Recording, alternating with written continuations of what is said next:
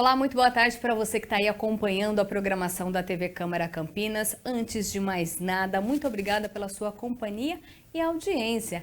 E hoje você vai acompanhar comigo agora o programa Saúde é Vida ao vivo, isso mesmo. E antes de falar qual vai ser o tema dessa nossa tarde aqui, desse nosso bate-papo, eu quero lembrar a você de casa que a sua participação é sempre muito importante. A gente está ao vivo, então faz o seguinte, vamos colocar agora aí no nosso vídeo, na tela, o número do nosso WhatsApp. Deixa ele anotado aí, pega seu celular, anota esse número e se no decorrer do programa você tiver alguma dúvida, é só mandar pra gente, porque olha só, hoje vão ser 3 especialistas aqui que eu vou entrevistar. E o assunto, Outubro Rosa, câncer de mama, algo que a gente fala muito durante esse mês, mas é um assunto que a gente tem que abordar, lembrar sempre do tratamento diagnóstico precoce, não é mesmo? Pois é, quem vai ajudar a gente nesse assunto a entender o que é o câncer de mama, tratamento diagnóstico, tem cura ou não?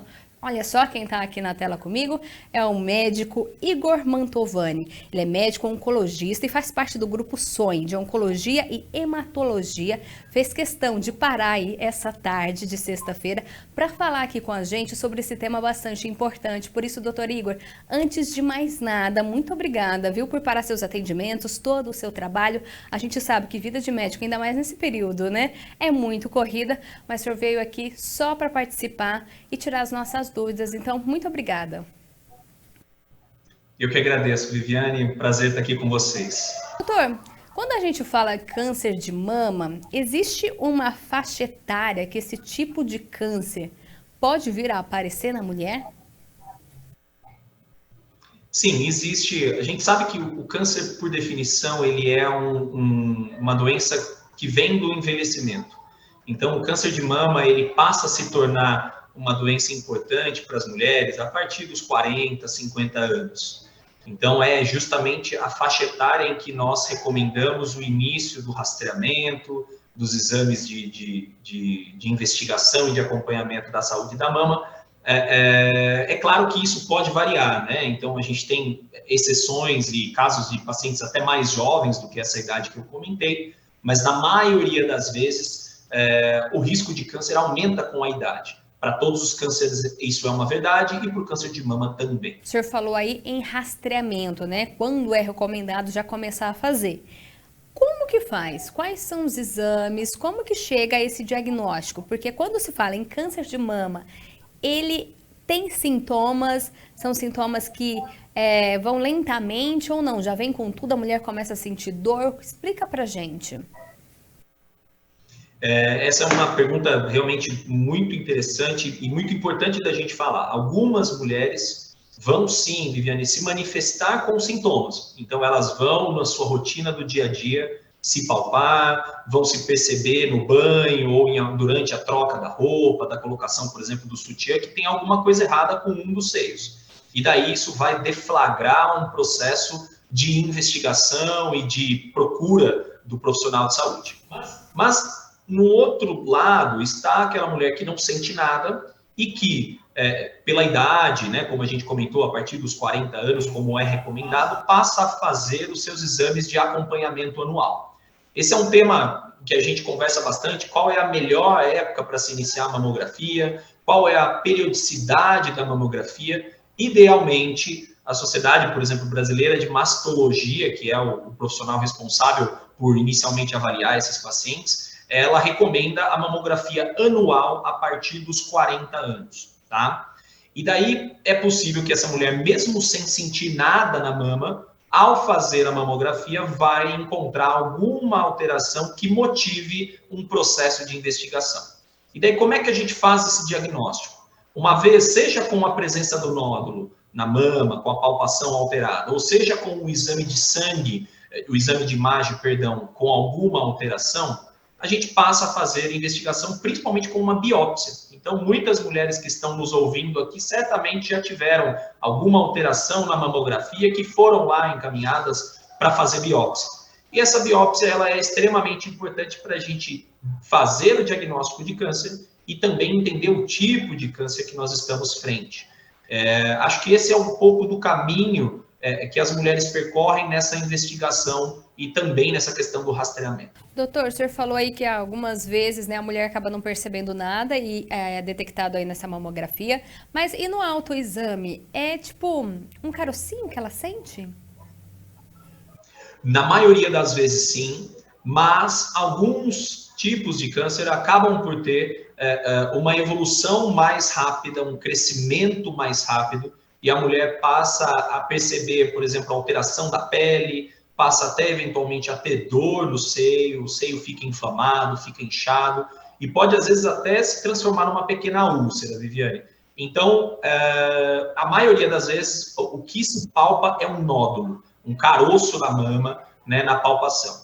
É importante dizer para as mulheres que estão nos ouvindo que nem todo caroço de mama é câncer, né? Então, muitas meninas de 18, 20 anos palpam ao longo dessa faixa etária caroços, nódulos na mama. E daí é importante que, se isso acontecer, que ela procure um apoio médico.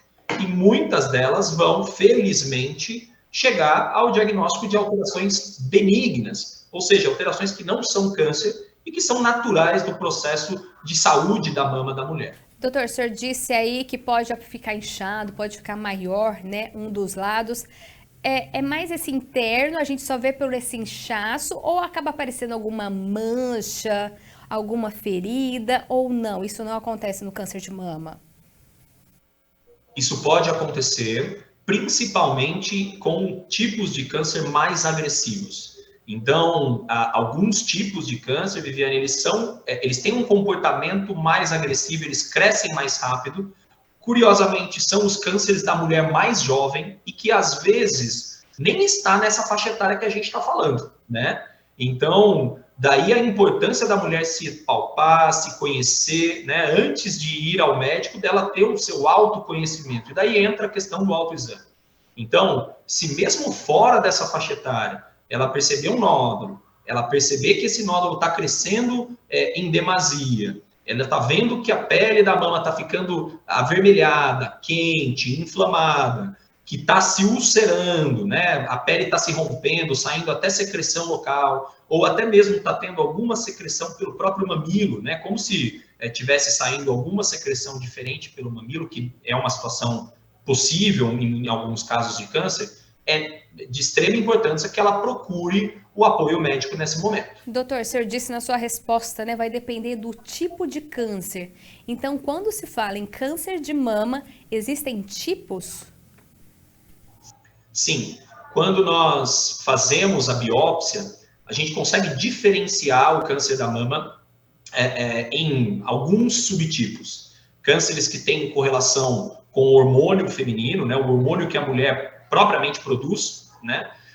Alguns cânceres que têm correlação com algumas proteínas de crescimento celular, né? Isso é um pouco complexo, mas felizmente hoje a gente entende muito bem o mecanismo que o câncer de mama usa para crescer e por isso, por saber disso, a gente consegue tratar melhor esses pacientes. E existem alguns cânceres que não têm correlação com o hormônio e que têm aí um comportamento muitas vezes mais agressivo. Então, sim, a biópsia, muitas vezes, Viviane, é quem nos diferencia isso, tá? Ela uma vez que a gente faz uma biópsia, que a gente tira um pedacinho da mama da mulher para fazer uma análise laboratorial, a gente consegue definir se isso é ou não um câncer e definir também se esse câncer tem alguma característica específica, seja essa correlação hormonal ou alguma expressão de proteína que seja importante para o nosso acompanhamento. Doutor Igor, vou aproveitar a sua resposta, vou abrir um parênteses aí. O senhor falou biópsia, né? Essa palavra assusta, né? Quer queira ou não, quando a gente chega no médico, vai lá e fala, vamos fazer uma biópsia para ver o que é. Explica pra gente. No câncer de mama, o senhor disse que vai tirar um pedacinho. Como assim? Vai tirar um pedaço do seio da mulher? É algo interno? Vai ficar esteticamente aparecendo? É cirúrgico? Dói? Explica como que é feita essa biópsia. A biópsia é um procedimento de pouca invasão, né? Então, ele não é um procedimento invasivo, como, por exemplo, uma cirurgia de retirada da mama. Algumas vezes a mulher descobre o câncer na ocasião da cirurgia, mas hoje em dia, com o advento aí da tecnologia, com o acesso mais rápido à informação, é importante que a gente saiba frente a qual problema nós estamos. Então, a biópsia é esse divisor de águas, ele é o exame que nos fala se nós estamos frente a um câncer ou não. Ele é um procedimento, Viviane, que pode sim ter o desconforto do agulhamento, né? Geralmente esse desconforto ele é pontual, ele não é uma coisa que fica sendo repetida inúmeras vezes, e quando feito por profissionais bem treinados, né, profissionais que sabem tratar e investigar o câncer da mama, acaba por ser um procedimento de baixo risco. É óbvio que ninguém quer fazer biópsia à toa. Então, se eventualmente a gente tem dúvida e dá para esperar essa biópsia, a gente acaba por repetir os exames em, por exemplo, 3 meses, manter essa paciente próximo da gente, porque se mudar alguma coisa, a gente pode, evidentemente, antecipar essa biópsia ou revisitar essa indicação mais precoce. Mas em alguns casos, e eu tenho certeza que muitas das nossas telespectadoras já passaram por isso, faz lá-se uma mamografia, encontra-se uma alteração que não é 100% benigna, mas também não é 100% maligna, e que fica ali num limbo, digamos assim, que a mulher é orientada a repetir o exame entre 3 ou 6 meses. E tudo bem, isso é justamente para evitar que a gente seja muito invasivo e que fique a cada alteração fazendo biópsias repetidas, porque isso, de fato, é incômodo à nossa paciente. Mas a biópsia é um procedimento seguro, que, quando bem indicado, é muito importante e é um procedimento determinante para a gente fazer o diagnóstico e daí sim passar a seguir o tratamento dessa paciente. E doutor, quando a gente fala em câncer, voltado agora para o câncer de mama, né? Já tem algum estudo, dá para saber o que provoca esse tipo de câncer na mulher? A gente sabe que existem alguns fatores de risco relacionados ao câncer de mama. O próprio fato de ser mulher, de ter a exposição ao seu hormônio que a mulher propriamente produz, é um fator, né? A reposição de hormônio indevida ou sem um devido cuidado, ela é algo que pode acelerar o processo de surgimento do câncer. O sobrepeso, Viviane, então, a paciente que está acima do peso, a obesidade é um fator de risco para vários cânceres, e principalmente para o câncer de mama. O sedentarismo, o uso de cigarro, o uso de álcool. Então, a gente sabe que alguns fatores próprios da mulher podem causar o câncer da mama e alguns fatores externos também podem causar o câncer da mama. Existe uma associação também, muito se fala hoje, quanto à questão genética. Então, por exemplo, uma mulher cuja mãe teve o câncer de mama ou faleceu pelo câncer de mama, muito jovem, é uma mulher que tem uma história de saúde, de família, principalmente, que merece atenção, né? Aquela moça, mesmo que jovem, de 30, 35 anos, que perdeu a mãe com câncer de mama aos 40 anos, ela é uma paciente que precisa ficar atenta, né? E precisa ir ao médico, eventualmente, até mais precocemente do que a mulher que não tem essa história. Existe uma pequena parcela dos cânceres da mama, que responde aí por algo em torno de 15%, que vão ser herdados, que são cânceres que vêm da genética, vêm da história familiar, do pai, da mãe. E daí é importante a gente conhecer essa história para poder auxiliar os nossos pacientes. E doutor, feito esse diagnóstico, foi constatado então que a mulher está com câncer de mama. A gente sabe, né, que cada caso, como a gente fala aqui, né, é um caso, mas de maneira geral, como que começa o tratamento? Já vai para químio, para radioterapia ou tem outro procedimento nesse início de tratamento? Esse é um passo que é individual para cada paciente, né? Cada paciente com câncer acaba por ter a sua história pessoal, familiar e o seu caminho a ser traçado, e daí o oncologista é o profissional que geralmente ajuda a balizar esses passos. É claro que ele não faz isso sozinho, então na jornada do câncer da mama nós temos o mastologista, que é o médico que opera, que faz a cirurgia. Nós temos o radioterapeuta, que é o médico que eventualmente faz o acompanhamento da radioterapia. Mas você falou bem, nós temos acho que 3 pilares para a gente falar dentro do tratamento do câncer de mama.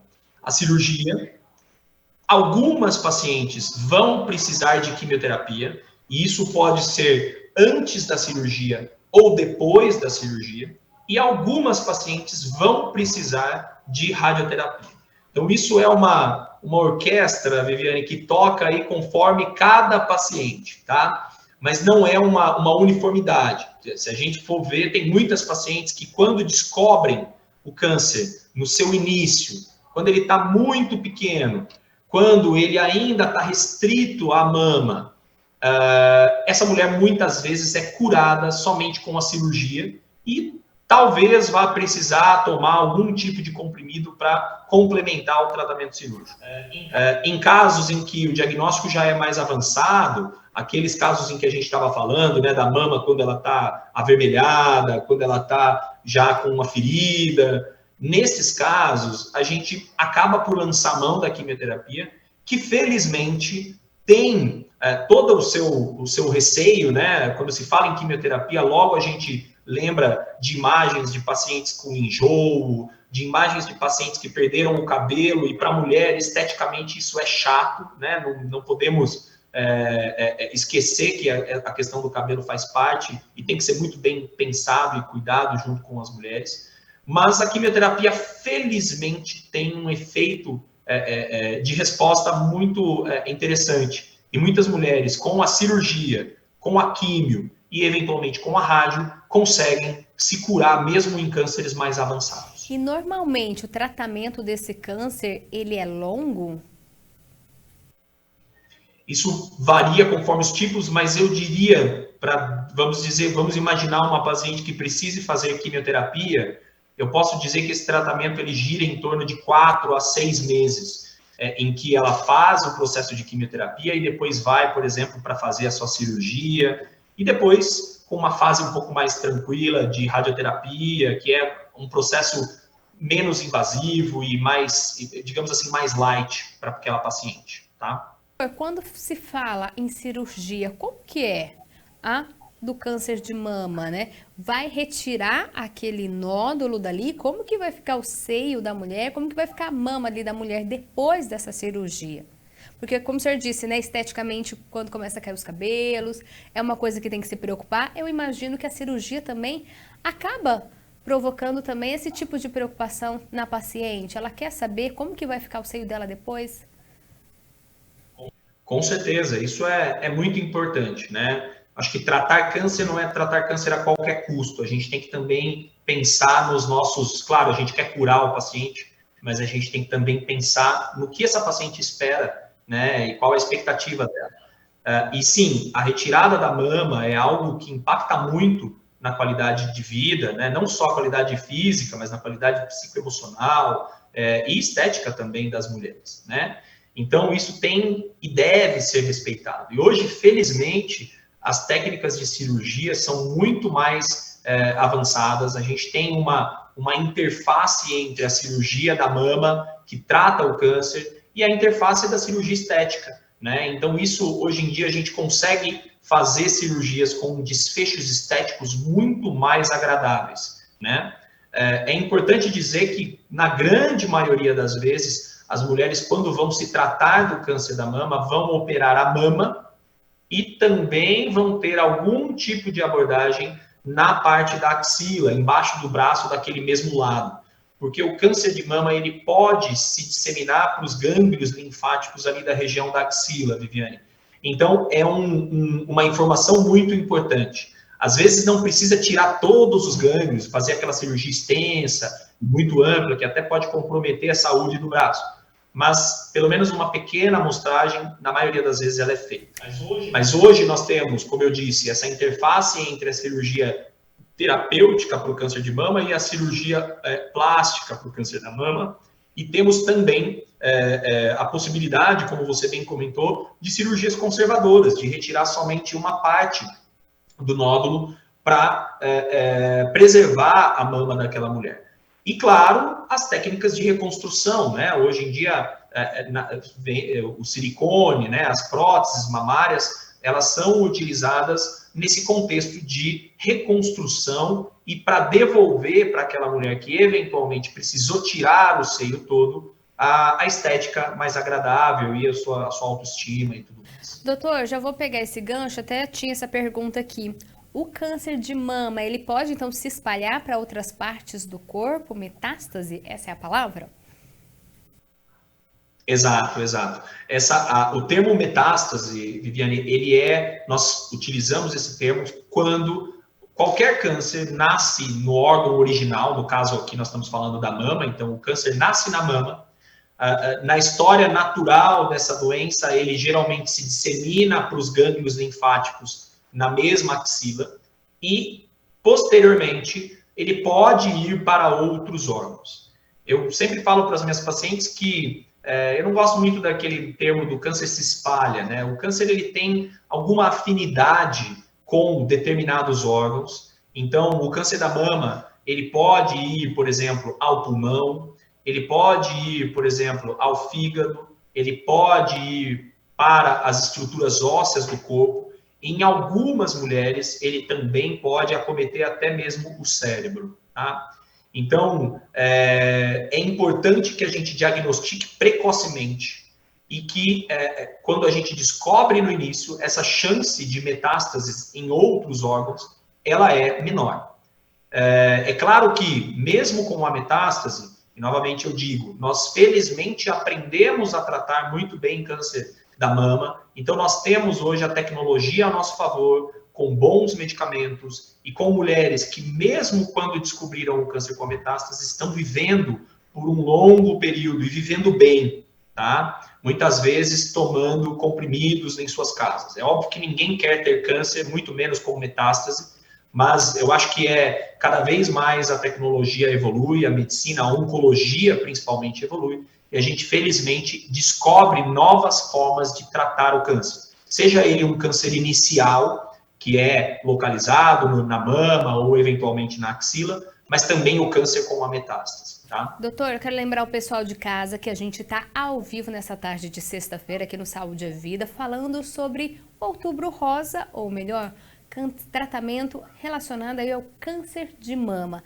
Eu vou pedir para colocar o nosso número de WhatsApp aí, se você tiver alguma dúvida, é só mandar para a gente. Doutor, pegando aí essa última resposta, a pessoa não se identificou, mas eu já vou aproveitar para fazer a pergunta, porque eu acho que é relacionada.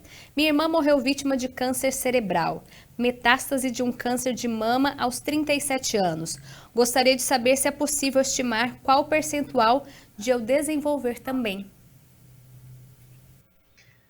Essa pergunta é muito interessante, é muito importante, e a nossa telespectadora vai nos ajudar aqui no nosso bate-papo, né, Viviane? Então, veja, ela nos conta uma história que uma mulher muito próxima dela, ou seja, a irmã, né, então é uma parente direta, faleceu por uma situação em que o câncer de mama já se apresentava com metástase. Eu posso já inferir que era um câncer de comportamento agressivo, que foi ao cérebro e por isso apareceu numa moça de 30 e poucos anos e que se comportou dessa maneira que ela está nos contando. Então, essa informação era, claro, é muito importante para a irmã que faleceu, mas também é importante para a nossa telespectadora. Então, eu acredito que, independentemente da idade dessa nossa telespectadora, ela tem que entender que essa informação pode sim ser importante para ela. E é possível que exista um risco maior de câncer na família dessa nossa telespectadora, né? Então, o que eu recomendo? Que ela tenha a sua proximidade com o médico dela, com o seu ginecologista, que faça os exames periódicos, principalmente se ela estiver próximo dessa faixa etária, 30, 40 anos, né? Se ela for muito mais jovem, aos 20 anos, eu acho que a gente, claro, fica um pouco mais tranquilo, mas é importante que ela não esqueça essa informação e que ao longo dos anos se passando, que ela sempre se lembre, olha, eu perdi a minha irmã com câncer de mama muito nova, e que isso é uma informação que ela precisa contar para o médico dela, porque eventualmente essa nossa telespectadora vai começar os exames dela mais cedo, eventualmente até essa nossa telespectadora pode ter um risco genético de câncer e que precisa ser acompanhado. E ter risco genético de câncer não é estar sentenciada a ter câncer de mama. Não é porque a irmã teve que ela também vai ter. Mas essa história é sugestiva de um risco genético e precisa aí de uma atenção. Não só para o agora, mas ao longo da história de vida dessa nossa telespectadora. Doutor, tem exames que dá para prever se a pessoa vai vir a desenvolver a doença? Nós temos hoje o advento da genética, né? Então, a oncogenética, Viviane, é uma ciência que estuda justamente essa relação entre o desenvolver do câncer e a genética que nós herdamos dos nossos pais, né? O material genético que nós herdamos dos nossos pais, do nosso pai e da nossa mãe. Então, é importante a gente explicar que não é todo mundo que precisa fazer um tipo de avaliação genética, esse tipo de avaliação genética. Mas aquela pessoa que tem um histórico de família muito robusto, que perdeu a mãe com câncer, que perdeu o irmão com câncer de mama, que perdeu parentes com câncer de mama ou cânceres que se correlacionam com o câncer da mama, por exemplo, o câncer do ovário para a mulher, o câncer da próstata para o homem, essa mulher precisa entender que essa história de câncer na família dela, ela tem que alertar alguma coisa aí nessa família, né? Então, muitas vezes esses pacientes vão saudáveis, rígidos, né, sem nenhuma doença ao nosso consultório, e a gente consegue sim fazer exames genéticos para investigar a presença de alguma alteração que aumente o risco de câncer, seja o de câncer de mama ou outros, tá? Isso não é um exame que deve ser feito na população geral, para todo mundo, né? Como um exame de sangue convencional. Isso é um exame que tem que ser guiado principalmente por histórico pessoal, então se a pessoa teve câncer 1, 2, 3 vezes, e por um histórico familiar, tá? Então, a genética do câncer, ela está muito relacionada ao histórico de família. Então, essa nossa telespectadora que nos cedeu essa pergunta com essa história de uma irmã que faleceu aos 37 anos por câncer com metástase, por câncer de mama com metástase, essa telespectadora merece uma avaliação não só do mastologista para cuidar da saúde da mama, mas eventualmente até, a depender de outras informações, uma avaliação oncogenética. E isso tem um papel hoje muito interessante no cuidado do câncer da mama. Tá, então a resposta do Dr. Igor. Doutor, já vou aproveitar e fazer a pergunta da Amanda lá do Taquaral. Quem toma anticoncepcional tem mais chance de ter câncer de mama? Depende do tipo de anticoncepcional. Alguns anticoncepcionais utilizam alguns tipos de hormônios femininos e que, sim, podem ter alguma correlação com alguns tipos de câncer de mama. Isso não é uma verdade absoluta, isso precisa ser avaliado conforme o tipo do anticoncepcional e conforme a história pessoal daquela mulher, né? O anticoncepcional oral, ele hoje é um medicamento amplamente utilizado para as mulheres por diversos fatores, e que tem alguns efeitos que podem ser perigosos, não só para a questão do câncer, mas também para outros eventos, como saúde vascular, enfim. Então, é sempre importante que esse uso de anticoncepcional seja monitorado pelo médico responsável, que muitas vezes é o ginecologista, e que você comente, né, Amanda, com ele, o seu histórico pessoal e familiar. Então, se você trouxer para o seu ginecologista essa informação de múltiplos históricos de câncer na família, talvez ele vá individualizar a sua forma de utilizar o anticoncepcional, ou a sua forma até de contracepção. Não necessariamente a pílula de hormônio ela é a única forma de prevenir gestação ou de regular outros distúrbios da mulher. Bom, lembrando você de casa que o Saúde é Vida de hoje é ao vivo. Você pode mandar suas perguntas para o número do WhatsApp, vou pedir para colocar aí no nosso vídeo. Esse é o nosso WhatsApp. Se tiver alguma dúvida relacionada ao câncer de mama, manda que o Dr. Igor responde ao vivo.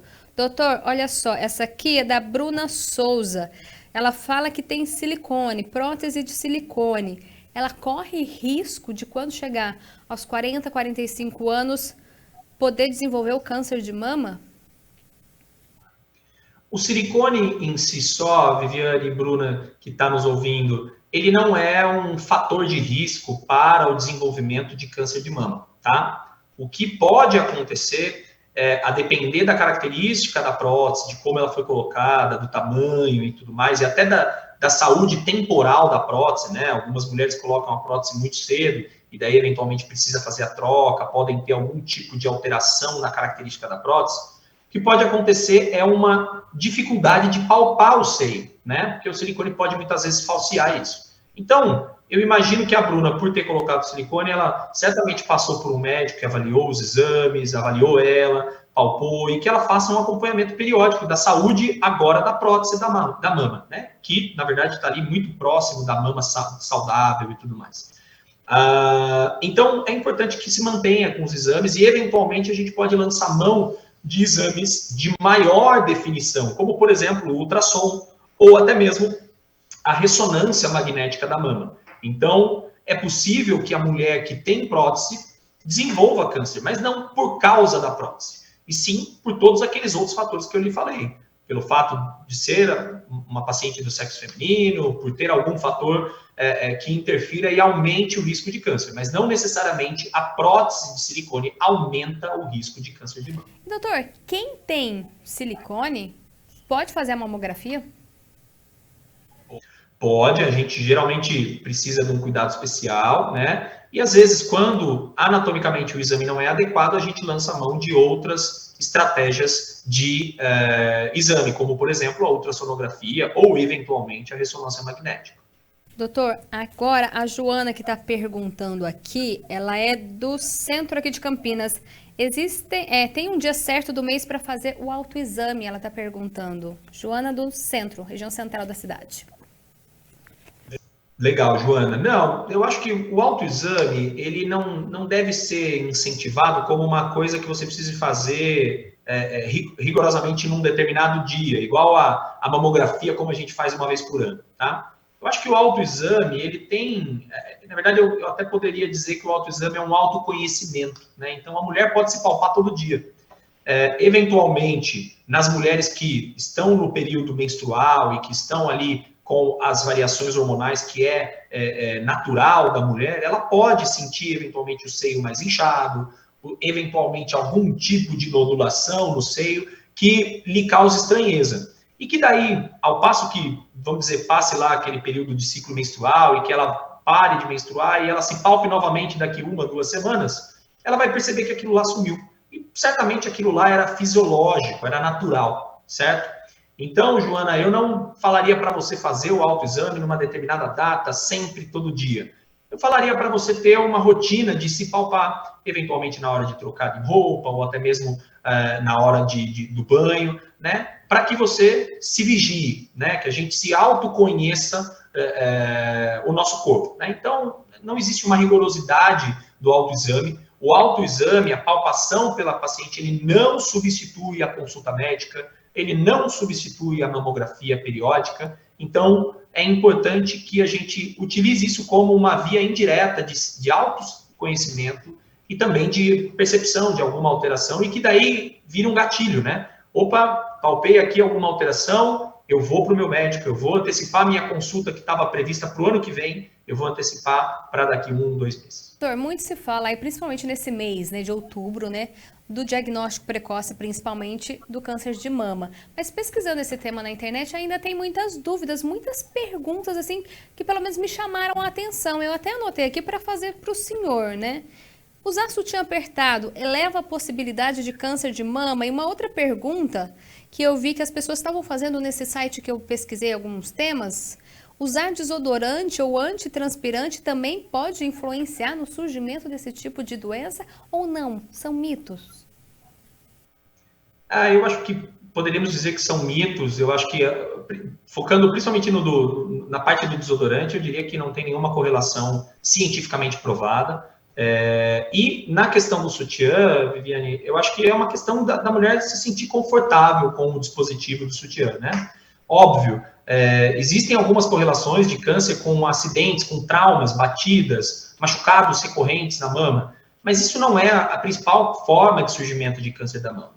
Então, eu acho que o sutiã ele é um dispositivo que a mulher utiliza diariamente para o seu conforto, para a questão estética, para o cuidado com a mama, mas ele não tem nenhuma correlação com surgimento de câncer de mama, tá? Óbvio, ele tem que ser um utensílio utilizado com conforto, né, adequado para a anatomia da mulher, para o tamanho da mama, né, e não para lhe causar desconforto, né? Doutor, voltando aqui às perguntas do pessoal de casa, Essa aqui é da Gabriela, do distrito de Souzas. Ser mãe após os 30 anos ou não ter filhos pode aumentar o risco de desenvolver o câncer de mama?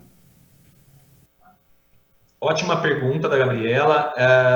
Gabriela, a gente sabe que ter filhos, né, o processo da gestação e a mulher que passa pelo processo de gestação e que tem o filho, ele é considerado como até um fator protetor, justamente pela questão hormonal durante a gestação, tá? Então, ter filhos é um fator de proteção, digamos assim, para o desenvolvimento de câncer de mama, mas isso também não deve soar como um problema para aquela mulher que não deseja ter filhos ou que não pode ter filhos, tá?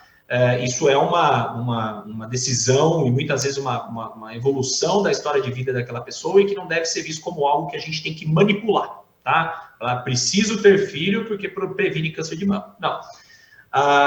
Já o que você comentou sobre não ter filhos, a gente chama isso tecnicamente de nuliparidade, é um fator de risco para desenvolvimento de câncer de mama. É um fator que pode aumentar a chance de câncer de mama, mas, novamente, não é o principal fator, tá?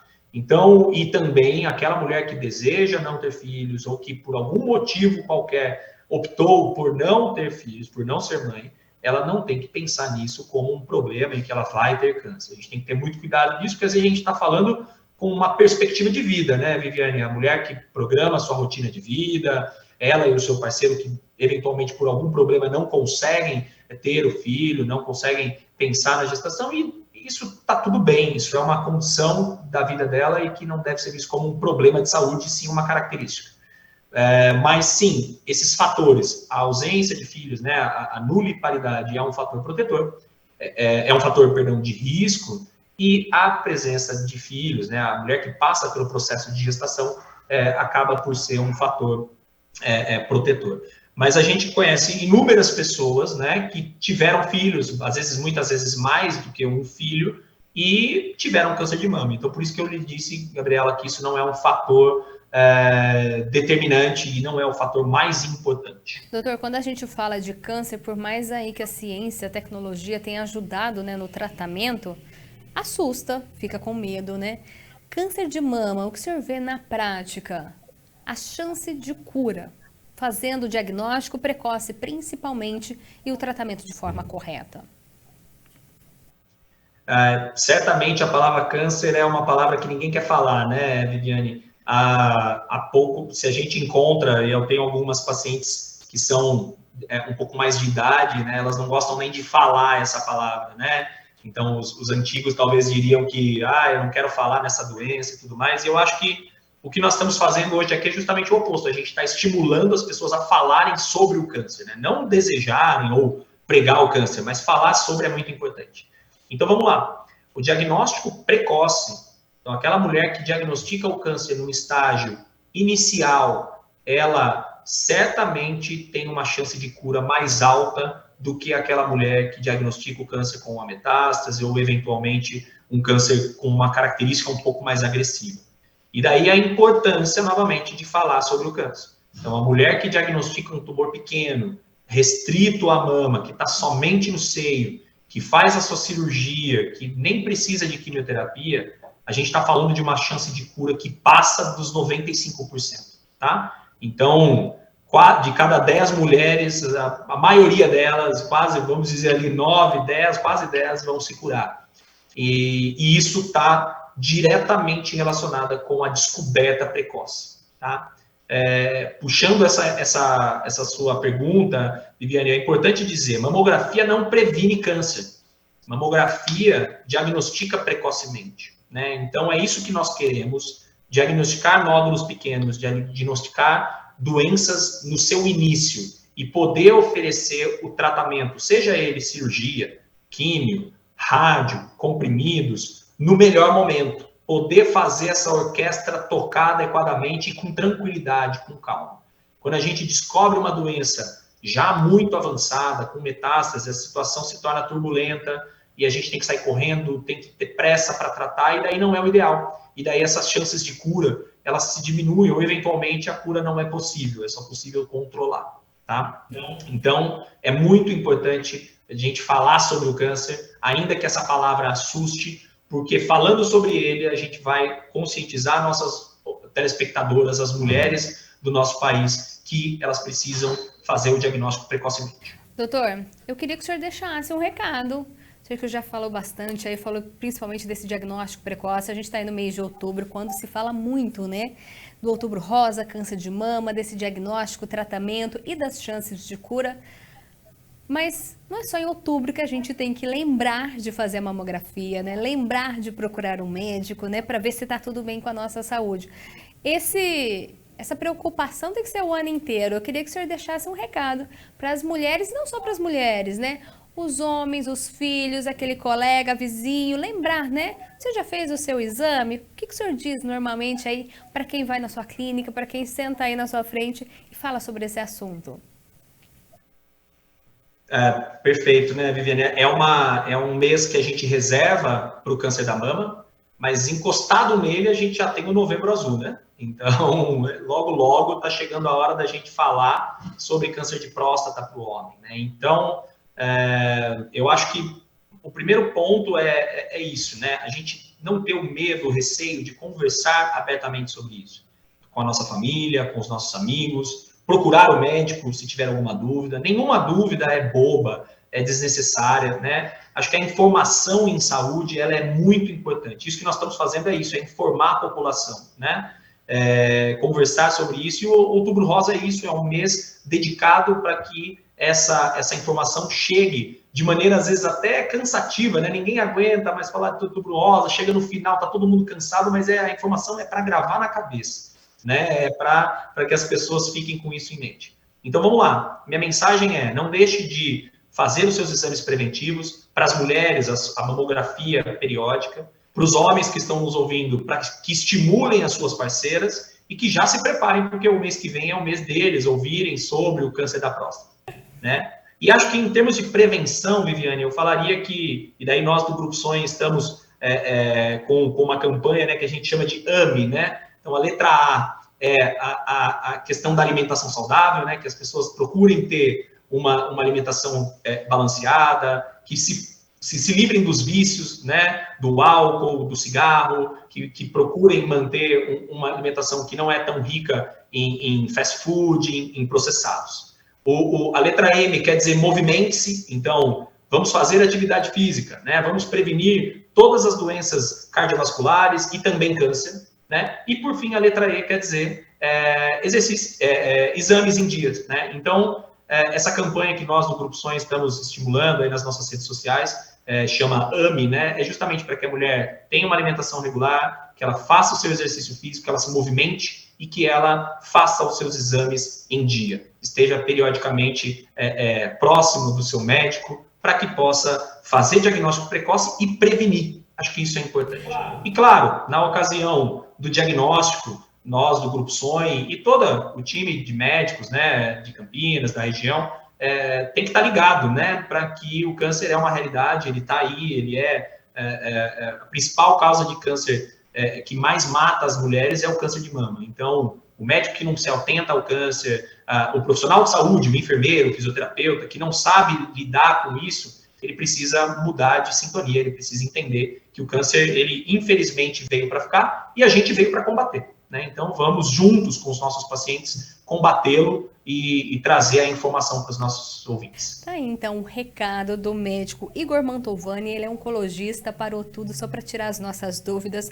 Doutor, infelizmente o nosso tempo é curto, preciso encerrar, mas eu quero já deixar o convite, né? O senhor veio aqui hoje, não veio não, né? Pela internet, né? A tecnologia ajudando a gente nesse momento, falar um pouquinho sobre o Outubro Rosa. No mês que vem eu já quero deixar o convite para o senhor atender a nossa equipe de novo e vamos falar um pouquinho de Novembro Azul, deixar o recado aí para os homens. Muito obrigada, viu? Fica aqui o convite. Eu que agradeço a disponibilidade de vocês, obrigado pelo espaço e contem comigo. Estamos, eu e toda a equipe do Grupo Sonho, à disposição. Um abraço a todos. Um abraço, doutor. E olha só, você de casa, o Saúde e a Vida não termina aqui não, né? Lembra do que o Dr. Igor disse? Que a alimentação é fundamental, né? Para manter a nossa saúde e também no tratamento do câncer de mama, ajuda e muito. Por isso, no próximo bloco eu vou conversar com uma nutricionista. Ela vai dar dicas aí de alimentos que a gente tem que comer e para quem tá passando aí por tratamento do câncer de mama, então fica ligadinho aqui porque ela vai te ajudar. Quais alimentos você deve ingerir. É rapidinho, um rápido intervalo, só para pegar uma água, já conectar aqui a nutricionista. Saúde e Vida volta já já.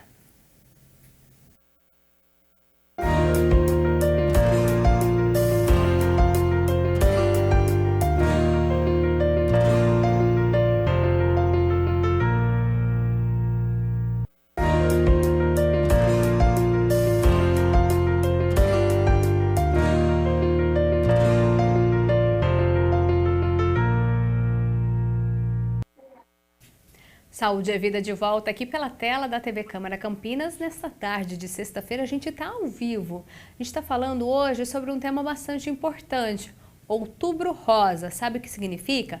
É quando as campanhas são realizadas, né? Aqueles lembretes para a mulher realizar o tratamento, para realizar exames, tudo relacionado ao câncer de mama. No primeiro bloco, a gente falou com um oncologista explicando o que é essa doença, diagnóstico, tratamento e também as chances de cura. E agora, olha só, eu vou falar com ela que está aqui na minha tela, olha só, é a Maria Esther Januário. Ela é nutricionista e também atua no grupo Rosa e Amor. É uma ONG que fica em Valinhos e ajuda mulheres aí que estão em tratamento sobre o câncer de mama, né? Ela parou os atendimentos, estou vendo que ela tá lá na ONG, né? Só para falar com a gente aqui, para ajudar, né? A gente entender a importância da alimentação nesse momento da vida da mulher. Mas antes de mais nada, Maristério, eu quero agradecer a sua participação aqui nessa tarde ao vivo com a gente. Muito obrigada, eu que agradeço. E é muito importante, né, esse tema, essa campanha para alerta para todo mundo, para todos nós, para as mulheres especialmente. É um prazer estar aqui, viu? Maristério, eu queria que você me explicasse, né?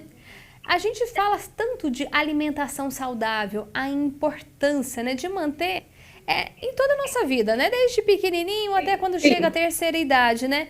A alimentação influencia em tudo. Pode-se dizer isso na nossa saúde? Sim, em tudo. O correto era desde a gestação, né? A gente está cuidando dessa alimentação dessa criança, desse recém-nascido, até a vida adulta. Então, assim, a alimentação saudável é o que se espera que nós tivéssemos essa prática, né?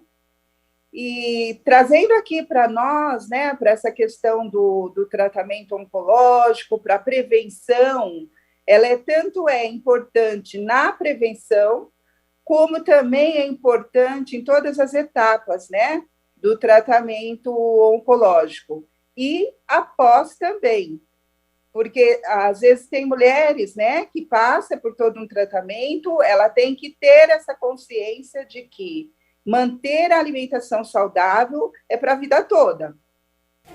Pois é, eu quero lembrar o pessoal de casa, então, que a gente está ao vivo entrevistando a Maria Esther Januário, ela que é nutricionista, e no programa de hoje a gente está falando sobre o Outubro Rosa, né? A importância desse mês e o que esse mês fala, o que significa aí na vida de todas as mulheres. Afinal, é quando campanhas acontecem aí para as mulheres lembrarem aí sobre o câncer de mama, né? Qual que é o diagnóstico, o tratamento, o que acontece na vida da mulher que é constatada aí com esse tipo de câncer. A gente falou no primeiro bloco, então, sobre a definição e o tratamento, e agora a Maricela está explicando um pouquinho da importância, né, da alimentação que mexe com toda a nossa saúde. Maricela, eu queria entender, né, durante todo o tratamento relacionado ao câncer de mama, em cada fase, é uma alimentação específica? Como que vocês orientam as pacientes aí? Sim. As pessoas, a alimentação saudável como um todo, ela é bem-vinda em todas as fases. Porém, por exemplo, na fase pré-cirúrgico, né? A importância do papel aí da nutricionista é como se fosse um maestro, por exemplo, numa sinfônica. Ela vai arquitetar individualmente, personalizando para aquela situação. Então, a gente tem aí uma alimentação voltada para um pré-cirúrgico, né? Também na quimioterapia, na radioterapia. Então, é uma jornada, né? O tratamento oncológico. Então, dá-se essa importância da gente estar trabalhando juntamente com as mulheres, né? Cada fase desse tratamento. E eu queria destacar, assim, a importância dos alimentos funcionais, né? Que as pessoas, por exemplo, hoje em dia, que tem que ter essa preocupação, uma alimentação mais artesanal, mais caseira, menos industrializado, isso em todas as fases, sabe? Menos ultraprocessados, né? E deixar esse prato com a maior parte de hortaliças, né? Os estudos vêm demonstrando o quanto que uma alimentação rica nesses na alimentação mais rica em fibras, mais rica em verduras, legumes, frutas, é o que beneficia muito a jornada durante esse tratamento, né? E aí a gente tem que fazer essa orientação bem significativa para cada etapa, tá? Não esquecendo, assim, do geral, né? Da questão da vitamina C, que é uma vitamina diária, né? Que ela precisa vir todos os dias, pelo menos uma fruta rica nessa vitamina. Então, tem um papel muito importante, muito especial a nutrição ao longo do tratamento. É verdade que o carboidrato acaba prejudicando a pessoa que tem câncer? Ele acelera, é isso ou não? Isso é mito? Olha, eu diria assim que é mito, porque, na verdade, a gente precisa, o nosso combustível para a gente estar aqui conversando hoje é vinda dos carboidratos, que é quebrado em glicose, que transforma nesse combustível. Mas quais carboidratos seria interessante? O carboidrato complexo, né? Que está na batata, que está na mandioca, que está no arroz, nos cereais. Evitar, o que a gente pede para evitar durante esse processo todo? E acho que isso serviria, sim, para todo mundo, não só para as mulheres em tratamento. É o açúcar branco, né? Então, os doces, né? Muito açúcar não é saudável, lógico, de jeito nenhum, e é uma coisa que já está a mais na nossa alimentação. Então, isso realmente evitar ou fazer o uso com moderação, isso é importante. E tem algum alimento que acelera o câncer ou isso também é mito, não existe?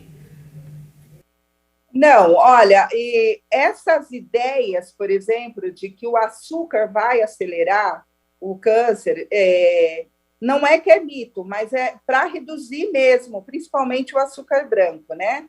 Mas vamos pensar, não precisa fazer uma alimentação radical, tá? Porque eu já recebi mulheres aqui que acaba ouvindo, né? Tanta coisa, tanto que tem que diminuir isso, evitar aquilo, e acaba numa restrição que acaba prejudicando o tratamento. Então, eu diria para você que, na verdade, não tem assim um alimento que ele vai, além desses que eu já te falei, de muitos industrializados, muito excesso do açúcar, não tem esse alimento que vai ajudar a acelerar, tá? Mas é bom ter moderação e ter um acompanhamento, claro, que é sempre bem-vindo nessa fase. E quando a gente fala de alimentação, tem aí os tipos, né, que você indicou, mas é preciso também fazer aquela alimentação saudável durante todo o dia, né? Fazer o café da manhã, aquele lanchinho, o almoço, essa quantidade de vezes que a paciente se alimenta também influencia? Ou aquela que toma um belo café da manhã, almoça e chega à noite e não quer comer mais nada, isso prejudica aí na saúde dela? Prejudica. Veja bem, cada pessoa, né, a gente tem, assim, a gente faz uma adequação. Cada pessoa precisa de um X de energia, um X de vitaminas e minerais, da proteína. Então, isso é ao longo é fracionado nas refeições. Então, não se, é muito comum hoje, né, as pessoas saírem para trabalhar sem um café da manhã. Isso não é certo, não é correto.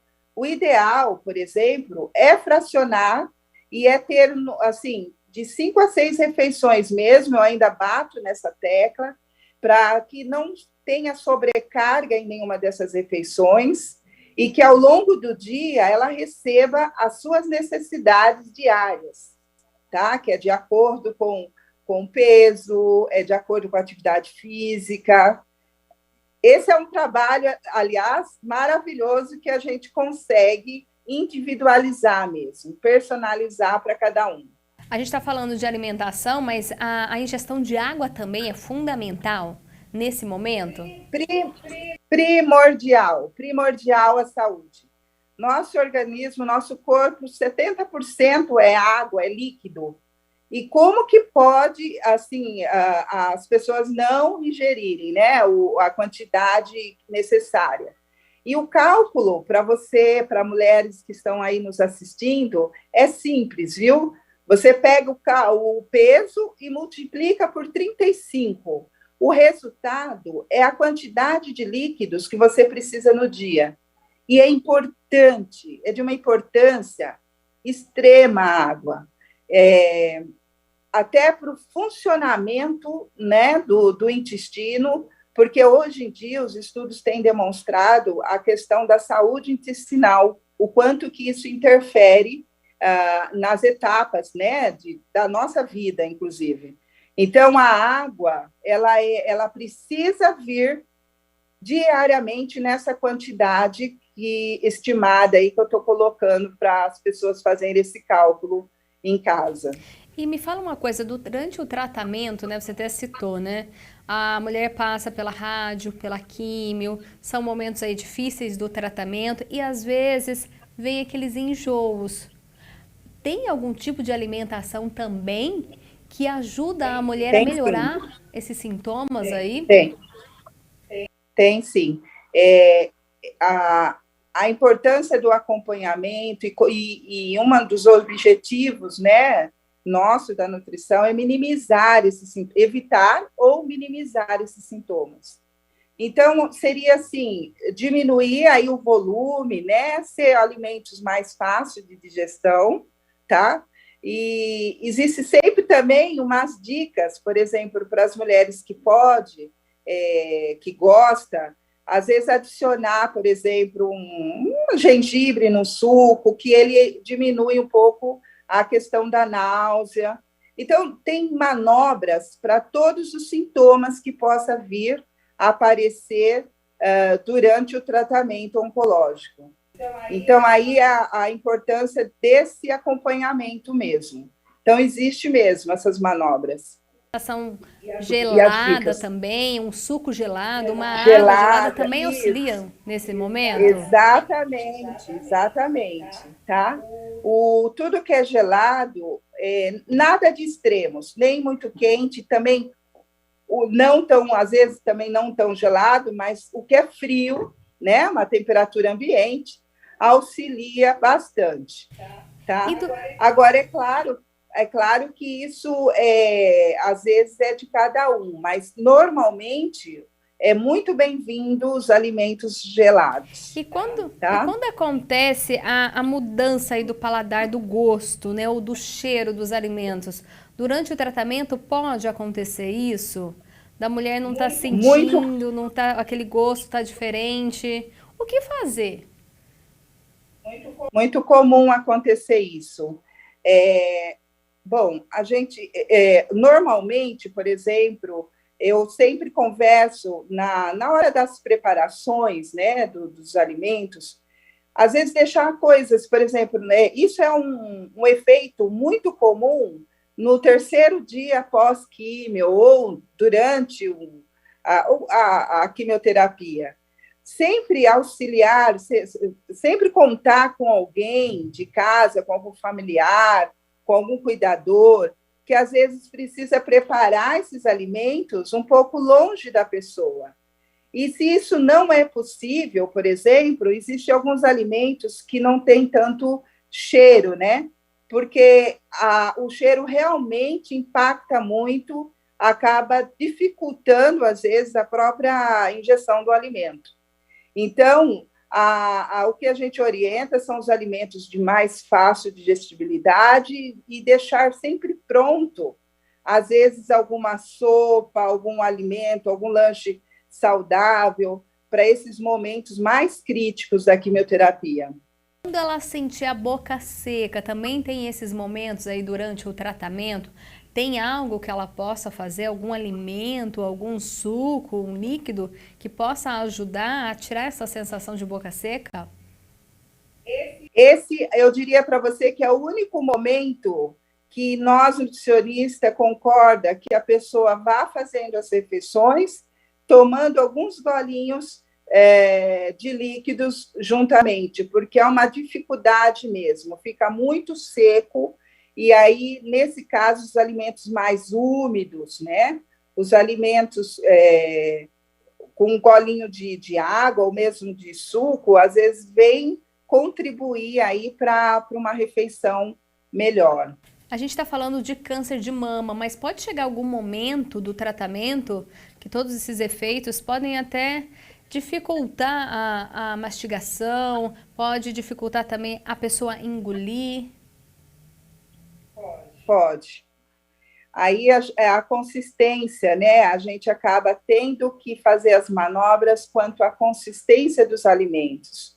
É muito comum também, tá? Pode ter problema mecânico, né, de mastigação, por isso que hoje a gente, a tratar do paciente oncológico requer uma equipe, né, multidisciplinar, a importância também da gente alertar, ou antes ou durante o tratamento, a questão dos dentes, né, para um processo de mastigação ser bom, mas pode acontecer, sim, por algum motivo ou outro, essa dificuldade. E aí que está, nós temos que transformar essa consistência de acordo com que ela consegue engolir e ser mais, ter uma digestão melhor, né? Então, são sinais e sintomas que muito frequentes, inclusive, no nosso tratamento aqui. Falando aí de diversos sintomas, né? E a diarreia, a constipação também acontecem? Muito.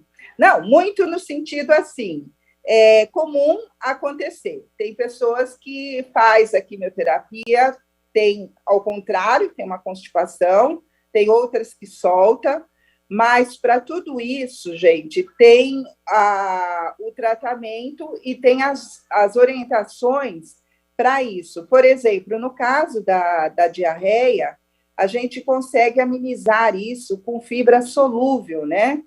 Um exemplo disso, por exemplo, a pectina que tem na maçã, sabe? Assim, às vezes sucos, polpas de maçã, né? Vai auxiliar bastante, além da injeção de água que precisa nesse momento.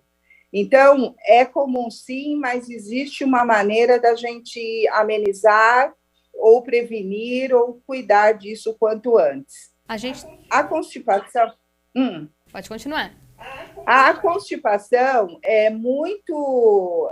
você tocou num assunto que é muito assim, acontece demais, principalmente quando o paciente está tomando medicação para dor, os opioides, acaba prendendo muito o intestino, né?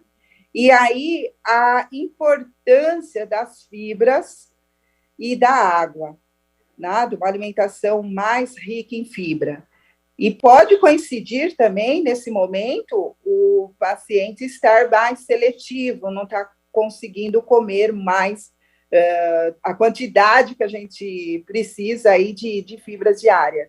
Para tudo isso, a gente tem um direcionamento, por exemplo, existem módulos de fibras que a gente consegue adicionar, né, uma suplementação de fibras nos alimentos, mas o grande importância mesmo são as fibras vindas dos alimentos. Essa tecla eu fico batendo, né, para que as pessoas coloquem mais hortaliças, a aveia, o farelo de aveia é muito importante, a gente pode fazer pequenos lanches, vitaminas, mas precisa adicionar fibra e água na alimentação. Maricela, a gente está falando aí de câncer, né, de alimentação durante o tratamento. Existe alimento que pode evitar o câncer? Olha, existe o que os estudos têm demonstrado, que é a mudança do estilo de vida. Uma alimentação, veja bem, nós temos estudos que apontam quase que 80% de alguns tipos de câncer é da parte ambiental, de comportamento, sabe? E menos que isso, genético, veja bem.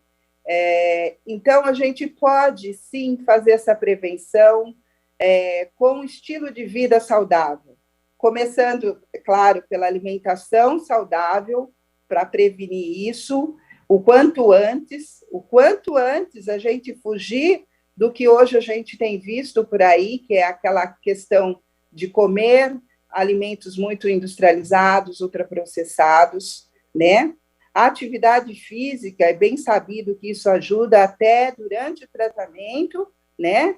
A prática de atividade física, a questão do álcool hoje em dia também, de não fumar. Então, é todo um estilo de vida que a pessoa precisa adquirir para prevenção mesmo, para o câncer de mama e para muitas outras doenças que possa ocorrer aí se a gente não ter esse olhar cuidadoso. Tá aí, né, o recado, então, da Maria Esther. A gente precisa entender que a alimentação é fundamental em todas as fases da nossa vida, né? E a gente ainda precisa colocar em prática, como você disse, né?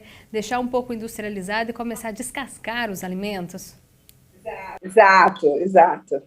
Exatamente. E veja bem, nos alimentos, digamos, naturais, os alimentos funcionais, são pequenas porções diariamente. Sabe? Não é uma coisa que você precisa ficar suplementando ou comendo muito, mas todo dia fazer aquela variação. Por exemplo, a cenoura tem bastante carotenoides, né? As crucíferas, né? Ajuda bastante. Então, os alimentos funcionais, em pequenas porções, que estão na base aí da alimentação saudável, de uma alimentação caseira, né? E que faz a diferença no nosso organismo. Nós aqui do Outubro, não só do Outubro Rosa, mas nós aqui do Rosa, nós estamos disponibilizando para a comunidade, para a população, um livro de receitas, uma alimentação. Posso mostrar? Posso mostrar? Pode. Esse alimento, esse livro, as pessoas podem adquirir aqui conosco, aqui na sede, tá? Foi elaborado por nutricionista, por toda uma equipe, tá? Que entende exatamente do assunto e auxilia as pessoas, às vezes, entender o quanto que é importante, às vezes, um tempero, sabe? O orégano, a salsinha, fugir desses industrializados que existem no mercado, fazer uma refeição mais harmoniosa, preparar essa refeição com os familiares. Gostaria até de deixar aqui um recadinho, que tem um material também, fácil de acessar na internet, né? Que na verdade, ele auxilia, como é que fala? É um consenso para a população brasileira, tá? Então, lá tem tanto a parte de preparo, a parte de esclarecimento, de o quanto que é importante a gente não só se alimentar de uma maneira correta, mas ter companhia nessa mesa, ter uma disciplina alimentar, né? Essa coisa que a gente estava falando anteriormente de sair sem tomar o café da manhã, às vezes um período muito longo entre o almoço e o jantar, né? Eu acho que tudo isso, para não ter sobrecarga, né, na próxima refeição, ou comer um pouco mais, né, do que a gente precisa, tem que ter minimamente uma disciplina, esse cuidado. E auxilia também nesse convívio familiar, né? Principalmente da mulher que está aí fazendo o tratamento do câncer de mama. Esse envolvimento da família é sempre muito importante nas horas das refeições aí, então fica aquele momento agradável, feliz, né, Marister? Isso, porque não precisa ter aquela alimentação, alimentar fora desse convívio, sabe? A gente tem que tomar esse cuidado, porque senão parecia uma dieta especial, uma alimentação tão especial, e que acaba não tendo esse convívio tão gostoso que a vida toda a gente sempre teve, e o momento da refeição é muito significativo nutricionalmente, mas é muito significativo emotivamente também. Estar junto, preparar junto, é muito bom para a saúde, né? Pensando no estilo de vida saudável. Tá aí, então, o recado da Marister Januário. Ela é nutricionista e atua na ONG, no grupo, né, Rosa e Amor, e falou com a gente aí sobre a importância da alimentação, né, durante o tratamento do câncer de mama. Marister, eu quero agradecer a sua participação aqui e tenho a certeza que foram informações muito ricas, viu? Eu que agradeço, desculpa aí o nervosismo, né? Mas muito, muito mesmo obrigado por essa... a campanha Outubro Rosa é linda, por essa entrevista, eu que agradeço. Bom, como eu disse, a Marister, ela faz parte do grupo Rosa e Amor. Eu vou chamar o intervalo porque a gente só vai fazer uma troca, né, Marister? Porque a gente vai entender o que é o grupo Rosa e Amor, como ele funciona, que tipo de tratamento, acompanhamento que ele oferece para as mulheres com câncer de mama. Marister, então, mais uma vez, muito obrigada. Aí a gente só vai fazer essa troca, né? Você com a presidente e o Saúde e Vida volta daqui a pouquinho. É jogo rápido, é só para trocar mesmo, né? Para a presidente do Rosa e Amor entrar aqui na conexão com a gente. Vamos entender, né, o que é o Rosa e Amor, o que eles oferecem e o que as mulheres com câncer de mama têm direito. É rapidinho, Saúde e Vida volta daqui a pouquinho ao vivo.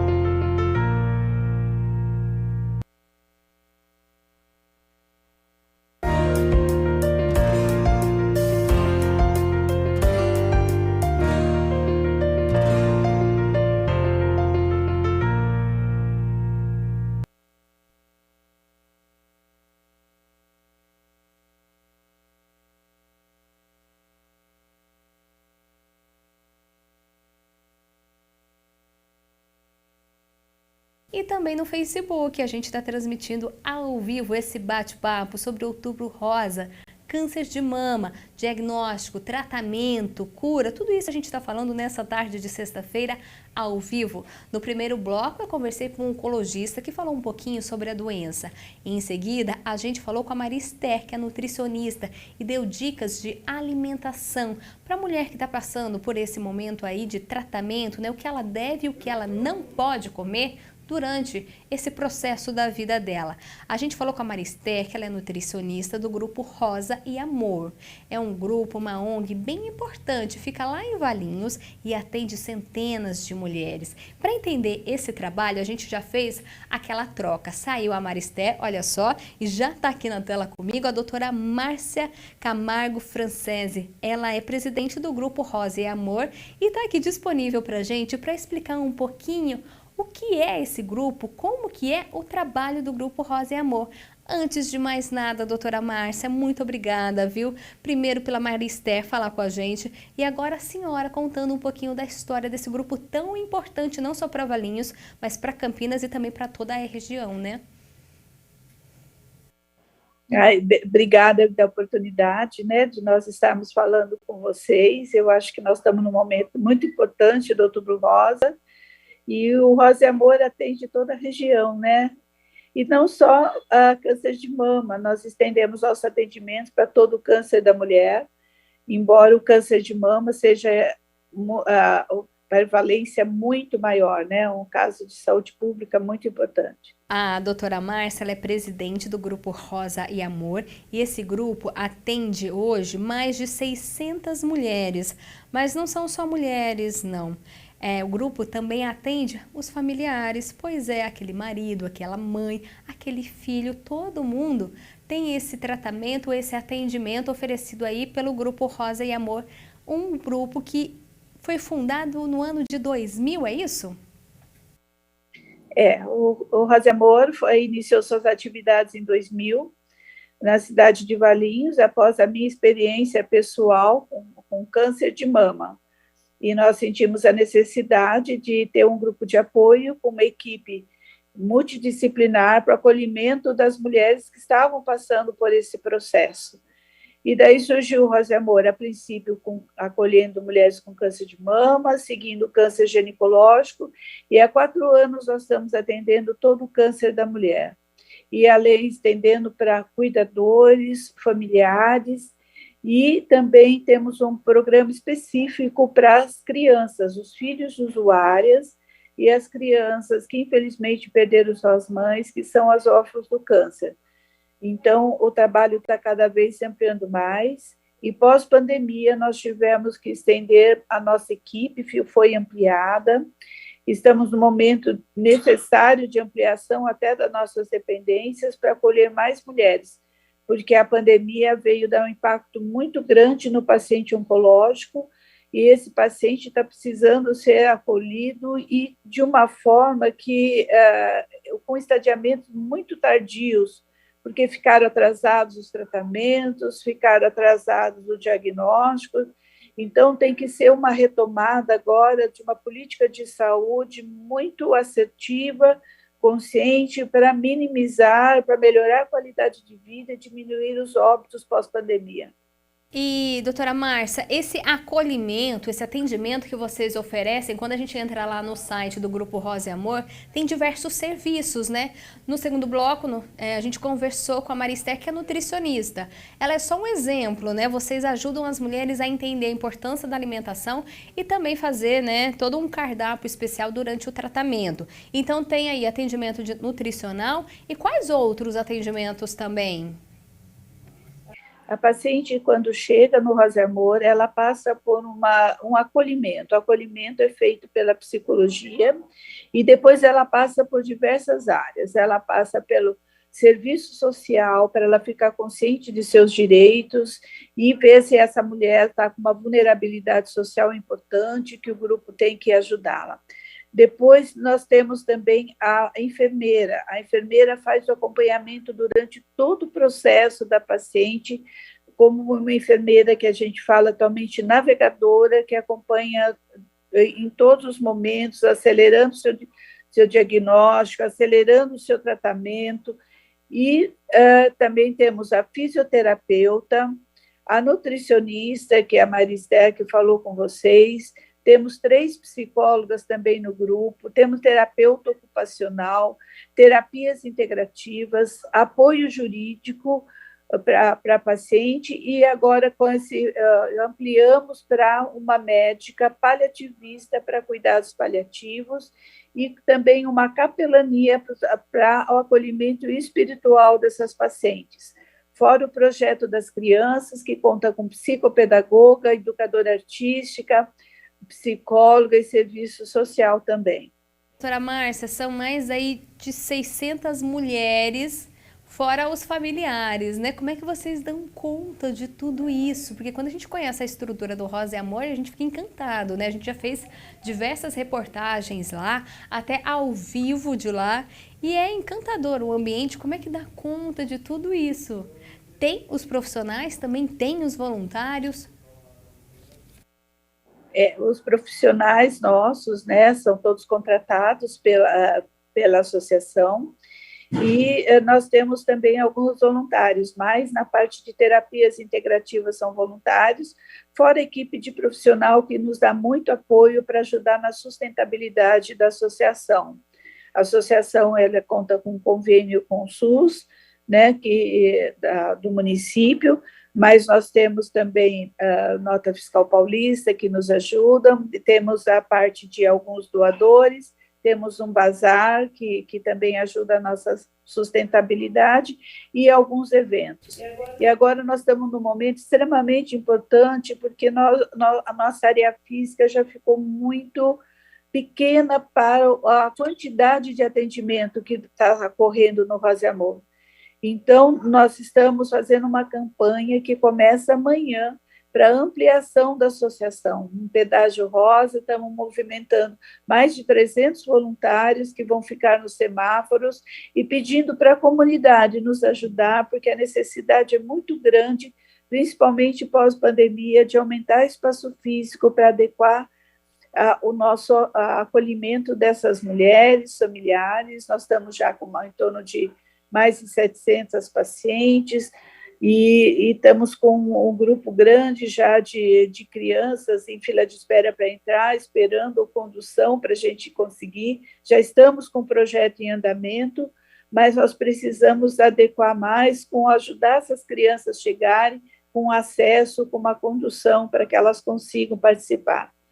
Doutora Márcia, quando a gente fala de câncer, a gente está no outubro, né, rosa, que é quando a gente fala de câncer de mama, mas como a senhora disse, né, o grupo Rosa e Amor atende aí todos os cânceres que atingem as mulheres, né, e são muitos atendimentos. A gente vê aí que o câncer de mama é um dos maiores e um dos que mais matam também. Como é que chega a mulher assim que recebe a notícia, o diagnóstico, olha, você está com câncer, vou dar um exemplo por causa desse mês, por câncer de mama. Ela procura vocês, por quê? Como ela chega até aí? O que vocês percebem dessa mulher logo depois do diagnóstico? Elas chegam muito desorientadas, né? E o câncer ainda tem aquela conotação, o nome tem a conotação relacionada com morte.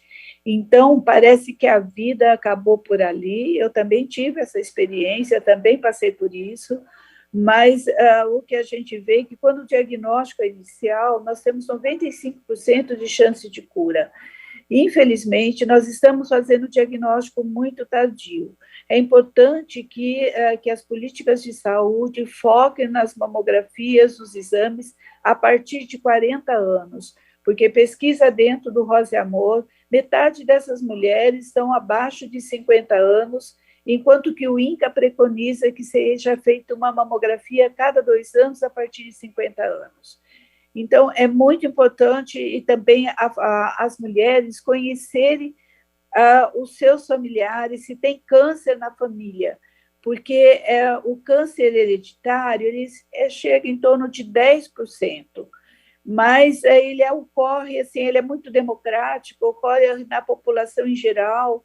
Então, é muito importante o conhecimento tanto do seu corpo, porque apesar da mamografia conseguir detectar cânceres muito pequenos, abaixo de meio centímetro, as mulheres, às vezes, fazendo a sua palpação, que elas conseguem, assim, que a gente fala mais em autocuidado, mas não autoexame atualmente, elas conseguem detectar nódulos de 2 centímetros. Os nódulos abaixo de 2 centímetros, dificilmente eles têm metástase. Então, as metástases geralmente começam a aparecer, ou aparecer um nódulo também contaminado com tumor, acima de 2 centímetros. Então, é importante que se tenha o cuidado da visita anual ao médico, que se faça conheça seus familiares, conheça se existe casos na sua família que precisa ter um cuidado especial para essa mulher, e que ela faça seus exames com essa mamografia anual acima de 40 anos, e caso que tenha na família, que comece essa pesquisa antes, 10 anos antes do caso do câncer de mama. Por exemplo, se a mãe teve câncer de mama, no meu caso, com 48 anos, eu tenho uma filha que teve que iniciar a sua prevenção ou diagnóstico precoce, que se fala mais em câncer de mama, com 38 anos. Então, é importante esse olhar da mulher como um todo. E doutora Márcia, a senhora disse na sua resposta aí que a mulher muitas vezes chega, né, meio perdida, né, sem saber o que fazer. Vocês auxiliam em várias áreas, né? A área nutricional, a área psicológica. Eu queria comentar um pouquinho em relação à área jurídica, né? Porque a mulher que é diagnosticada com câncer, ela tem direitos que muitas acabam não sabendo. É verdade, é difícil, os direitos não são muito divulgados, e é muito importante que agora tem o estatuto. Antes tinha o Estatuto da Criança, tem o Estatuto do Idoso, agora é lei o Estatuto do Portador de Câncer. Então, tem várias ações que eles têm direito, que por lei, o paciente que ele desconhece. Outro que a gente trabalha muito, que isso seria direito, mas com a pandemia ficou muito difícil, e já era difícil, direito ao diagnóstico em 30 dias, diagnóstico ao tratamento em 60 dias. Então, é extremamente importante que a população saiba que ela tem esse direito, embora ainda o sistema de saúde está se estruturando pós-pandemia para acolhimento desses pacientes. E existe uma diferença muito grande, que é isso que eu sempre falo, que a gente tem que ter um momento assim, de reflexão muito no Outubro Rosa, porque existem situações muito diferentes para mulheres que têm chances diferentes. A mulher do sistema público, a mulher que tem a medicina complementar e a mulher que tem um nível socioeconômico muito alto. É como se existisse algumas castas na área de saúde e que algumas têm privilégio maior. Nós trabalhamos também procurando mostrar, conscientizar a comunidade dessas políticas de saúde, sejam que tenham com igualdade de todas as mulheres. Lógico que a gente não vai conseguir tudo, porque cada vez mais o câncer está tendo tratamento novo, o gasto é muito alto para esses tratamentos, terapias-alvo, imunoterapia, que alguns cânceres são muito beneficiados e que não têm acesso ao serviço público ainda. E ainda, alguns casos, a medicina suplementar está tendo. Então, eu acho que é o momento da gente refletir sobre isso, é o momento de todos nós estarmos juntos, até a nossa campanha Juntos pela Vida, para que a gente consiga cada vez mais ter direitos igualitários e que as mulheres tenham, pelo menos em parte, os mesmos direitos, pelo menos direito ao seu diagnóstico mais precoce, um tratamento mais pronto, adequado, para que se consiga ter mais qualidade de vida. A gente está falando aí desses direitos, né, à saúde, ao tratamento, ao diagnóstico, mas muitas vezes a mulher tem que ficar sem trabalhar, né? E é outra preocupação, não é, doutora? Porque mexe muito com o psicológico, como é que ela vai sustentar o filho, como é que ela vai ajudar na casa. Aí entra outra parcela dos direitos que ela também tem, né? Os previdenciários, por exemplo. Esses direitos têm que ser todos acionados e a orientação do serviço social e do apoio jurídico orienta esses direitos. Mas existem situações muito difíceis que a mulher, dentro desse momento de pandemia, antes nós tínhamos 6 a 7 casos que nós entregávamos cestas básicas, que existia uma vulnerabilidade social maior. Com a pandemia, nós chegamos a 70 cestas mensais, fazendo alimento com grupo de voluntárias, entregando alimento nas casas para pacientes, e agora nós, com cuidados paliativos, estamos fazendo muitas visitas domiciliares, e essas mulheres que estavam nessa vulnerabilidade social, metade delas eram chefes de família e estavam em tratamento e desempregadas. Então, nós estamos com um projeto também de ajuda para a empregabilidade dessas mulheres, porque ainda existe um preconceito da mulher com câncer na empregabilidade. Doutora Márcia, a gente está vendo aí, são poucos minutos que a gente tem para conversar, infelizmente, mas deu para perceber a grandiosidade, né, do trabalho do Grupo Rosa e Amor. Como que a mulher chega aí? Qualquer mulher diagnosticada com câncer pode receber esse atendimento, esse acolhimento de vocês? Pode e deve. O Rosa Amor está aberto a todas as mulheres. Não tem fila de espera, porque nós temos uma equipe grande e sempre existe um profissional mais pronto de plantão para esse acolhimento. Então, nós não queremos que ninguém saia do Rosa Amor sem ser atendido de alguma forma. E à medida que ela tem o primeiro atendimento, já é feito o agendamento para toda a equipe, para ela passar por toda a equipe, para ela conseguir suprir todas as suas necessidades. E, nos casos necessários, são feitas visitas domiciliares, são feito acolhimento das famílias. Nós temos os grupos de familiares e cuidadores que também são acolhidos e orientados. E a gente está vendo aí o trabalho de excelência que o Grupo Rosa e Amor faz. Só que não está dando conta, como a senhora disse no começo da nossa conversa, né? Está precisando ampliar todo esse espaço. Então, vamos aproveitar e chamar o pessoal para amanhã, doutora Márcia, como que vai ser o Batalhão do Pedágio Rosa, é isso? Nós estamos com um pedágio, né, Juntos pela Vida. Nós estamos assim com mais de 300 voluntários agora inscritos, nós tínhamos mais de 300, eram 300 camisetas, ampliamos para 350, porque vários pedágios na cidade vão ser abordados para que a comunidade nos ajude. Então, cada pessoa vai receber como uma lixeirinha para o seu carro e dentro dele também vai ter o material educativo. Nós sempre trabalhamos com ações educativas junto à nossa ampliação, junto às nossas necessidades. Mesmo que a pessoa não esteja participando desse pedágio, que ela venha para Valinhos, venha dar uma volta na Terra do Figo, aqui, porque ela pode, passando por um semáforo, ela pode fazer a sua contribuição. É uma contribuição de solidariedade que nós estamos precisando muito e precisamos acolher cada vez mais mulheres com dignidade. Nós estamos num momento muito difícil pós-pandemia e o câncer pode ser e está indo para a primeira causa de morte que vai acontecer. 10% dos nossos municípios já do Brasil é a primeira causa de morte e depois seguindo doença cardiovascular.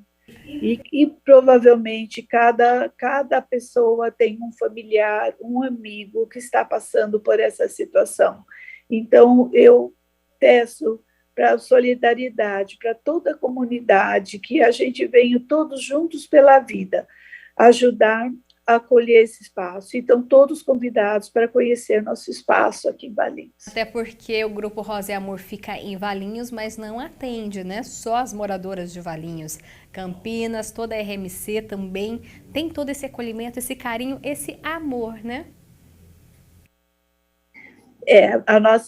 Nós atendemos para ser acolhido pelo Rosa e Amor, é o fato de ter o diagnóstico de câncer, né? Independente de qualquer situação, de qualquer endereço que a paciente tenha, nós não podemos ter restrição, nós temos que acolher a todos que chegam até nós.